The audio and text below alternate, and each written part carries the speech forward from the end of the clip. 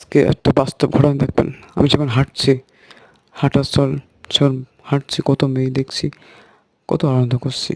এরা কি বলবো ভাই, এরা একজন বলছে সেটা ধর দিন, আমি একটু হাঁটি, একটু দেখি, একটু সব দিকে ঘুরে দেখি। দেখতে দেখতে ওর মধ্যে ঢুকলাম। ঢুকে একটা আরও কত মেয়ে দেখলাম। মেয়ের এরকম করে এখান থেকে। তাই আমি বলছি কি, ভাই সেটটা আমার কাছে দে, ভিডিও করছি, তুই হাঁট। তাই আমি বলছি তাহলে ঠিক আছে, সেটা তোর কাছে দিচ্ছি, তুই ভিডিও কর। ভিডিও করতে করতে কত মেয়ে, কত ছেলে তাকাচ্ছে আমার দিকে।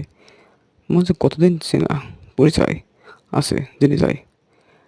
আর কি বলবো ভাই, আমার একজন বলছে, ভাই আপনি আমাকে হাঁটছেন কেন? তাই আমি বলছি হাঁটছি না, আমি ঠিক করেই হাঁটছি। তাই আমি বলছি ভাবছি, সুন্দর পার্কে তো এটা না দেখলে মাথা ঘোরে, আর মেয়ে লোক দেখলে মন চল শুধু একলা মেয়েদিক তাকাই থাকে। কি বলবো ভাই, মেয়েরা তো ফুলের কলি, দেখলে গোলাপি ঠোঁট, মায়ের চোখ থেকে মুগ্ধ হয়ে গেছে আমার মুখ।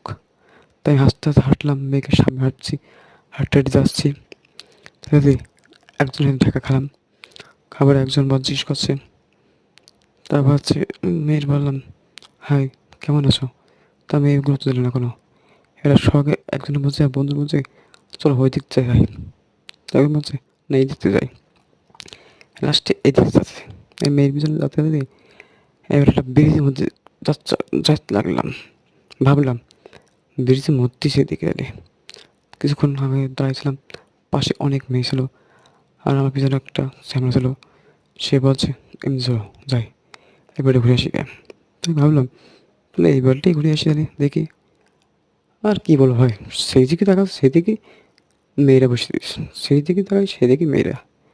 সব তো মেয়েরা না, গোলাপি ফুল দেখলে মনে হচ্ছে সারাক্ষণ আগলে রাখে এই বুকে মাঝে, যত্ন করে রাখে। এবার ওই ব্রিজে হাঁটতে হাঁটতে যাচ্ছে, এটা হঠাৎ ব্রিজে একটা মেয়ে, অনেক সুন্দর চেহারা দেখে প্রেমে পড়ে গেছি।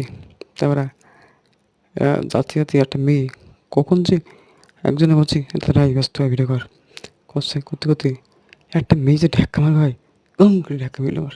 আমি বলছি মেয়েরা কি আসলে শক্তি, এত শক্তি মেয়েকে গায়ে ধাক্কা মিলল আমার। তা হাড্ডা মারা তো ভেঙে গেল ভাই, কি বলবো।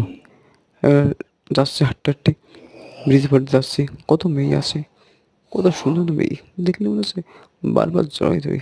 বলি তুমি কেমন প্রিয়তম হবে বলো।